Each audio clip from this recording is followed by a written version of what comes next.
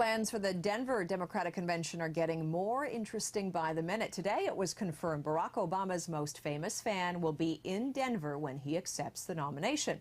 And Hillary Clinton's name will be on the ballot, but only for symbolic reasons. Oh, yeah! Oprah Winfrey has supported Obama from the earliest days of the campaign, and there are no plans for Winfrey to take the stage during the acceptance speech.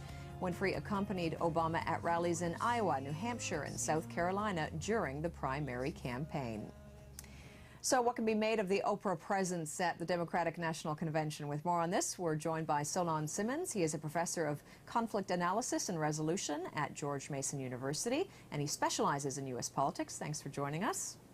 Thanks for having me. So what do you make, why is there so much buzz about whether or not Oprah's going to be at the convention or not?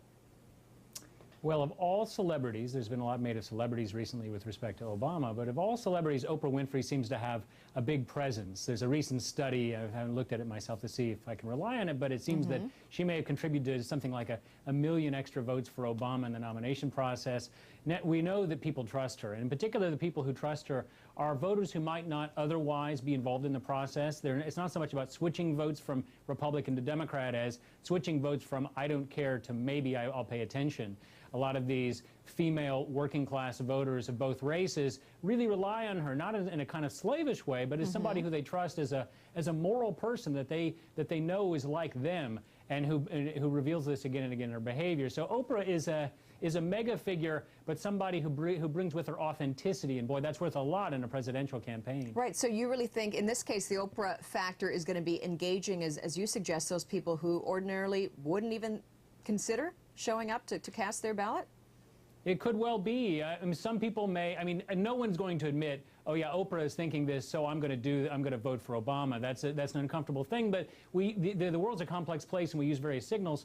And Oprah is one of those big signals. She's a big signal for what book you ought to be reading. She might also be a big signal in other consumer choices. And if the presidential election is a consumer choice, then she could be effective there too. Okay, so from one powerful woman to another, explain why Hillary Clinton's name is being put up for nomination. Is this typical? Well, it's a strange thing indeed. Now, conventions have changed over the years, but by this time, normally you'd be getting excited about the nominee. You'd certainly want to send any signals of dissent or try to get a sense that many voters didn't really want Obama to win, but instead wanted Hillary Clinton. Barack Obama's picked up the nickname No Drama Obama, and I think he's managed to tamp this down a bit with a statement suggesting this is a reasonable thing. We're working on the principles of inclusion of many voices as opposed to a false facade, and yet it will send weakness, which could be, that is a hint of weakness, which could be good for John McCain, who I think will be able to take advantage of this Russia-Georgia situation to promote his own agenda. Let me ask you, though, with Hillary Clinton there, we remember just the bitterness and the anger that so many of her supporters held and perhaps still do to some degree. Is that dissipated? Is that gone?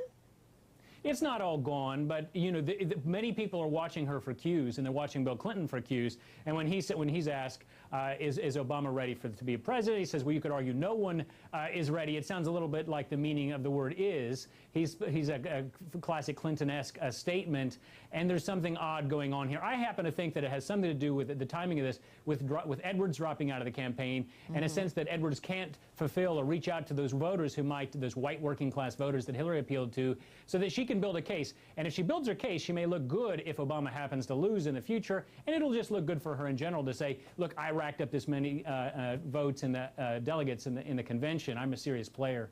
Now, you mentioned the conflict in Georgia and John McCain really doing well to step up to the plate and comment on that. Good move?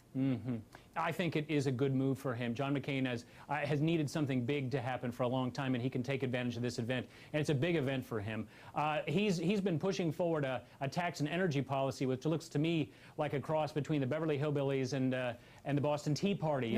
It's not serious. And this is serious because he says this will not be a return to the Cold War, but he looks in Putin's eyes and sees KGB as opposed to Bush, who saw the soul of the figure. And there's something plausible, and it turns the attention back to what is ultimately his strength, which is the commander-in-chief role. And I have not seen it turn up yet, but it could well be a big issue for him. For sure. Okay, we'll continue to watch it, of course. Solon Simmons with George Mason University. Appreciate your time. Thank you.